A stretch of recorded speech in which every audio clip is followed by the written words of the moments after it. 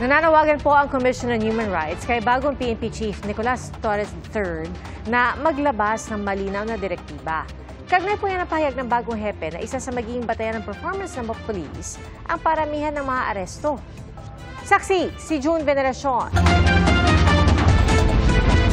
I would like to tell my people to give your best because kung hindi nyo kayang gawin, may papalit sa inyo na magsusubok din na gawin ang mission. So, everybody should be in their toes. Walang padri-padrino sa promotion sa ilalim ng pamumuno ng bagong PNP Chief na si Police General Nicolas Torre III. Isa yan sa mga pangako ni Torre, ang unang hepe ng PNP na graduate ng Philippine National Police Academy. Hamon ko sa iyo, panatilihin mong malinis at marangal ang hanay ng ating mga kapulisan. Bilisan ang investigasyon sa mga kaso laban sa mga pulis na lumabag sa batas. Kasama sa mga pangunahing tututukan ni Torre ang kampanya kontra droga.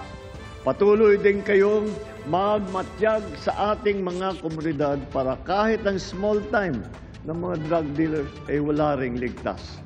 Direktiba niya sa mga pulis, paramihan ang maaaresto. Kasama sa metrics natin ang number of arrests. Paramihan. Sige. Paramihan.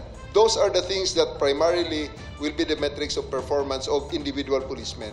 Yung reward system. Noong investigasyon ng House Quad Committee tungkol sa gera kontra droga ng Administrasyong Duterte, ibinunyag ng ilang opisyal ng pulisya na may kailangan silang maabot na quota ng mga aarestuhing drug suspect. Kaya tanong kay Torre, baka mauwi na naman sa paglabag sa karapatang bantao kapag nagparamihan ng aresto. Sabi ni Torre, ibahin daw ang kanyang gagawin. Tandaan natin, yung mga tao na inaresto mo, hindi mo binaril, hindi mo pinatay. Buhay yan. Sabi ni PNP Chief Nicolas Torre III, meron naman mga opisina gaya ng Internal Affairs Service ng PNP na pwedeng lapitan ng mga naaresto kung sa tingin nila ay nalabag ang kanilang mga karapatan. Pero ayon sa Commission on Human Rights, dapat maglabas si Torre ng malinaw na direktiba na siyang ibababa at susundin ng lahat ng mga pulis. Mahalaga na may malinaw na polisiya ang PNP ukol sa paramihan ng huli, lalo't karaniwan sa mga naaaresto nasa halin ng mahihirap at vulnerable sectors. Kung ang ating sukatan ay numbers, baka po paramihan lang talaga just for the sake na makapag-comply sa directive. Hindi tama yung proseso ng panguhuli o baka wala namang ebidensya just for the sake na hulihin lang yung tao. Ma-meet lang nila ba yung numbers. So yun po yung very alarming. Open po siya sa abuse. Yun po ang nakakatakot po doon. Bago maging PNP Chief, si Torre ang nagpatupad ng pag-aresto kay dating Pangulong Rodrigo Duterte para paharapin sa International Criminal Court.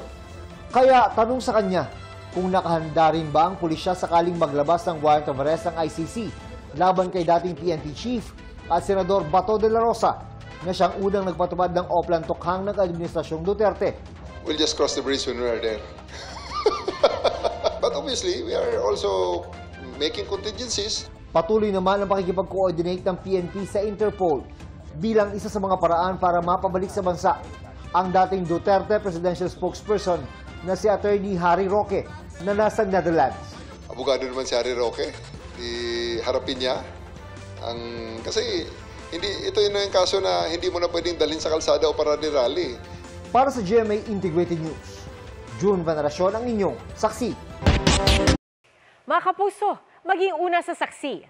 Mag-subscribe sa GMA Integrated News sa YouTube para sa iba't ibang balita.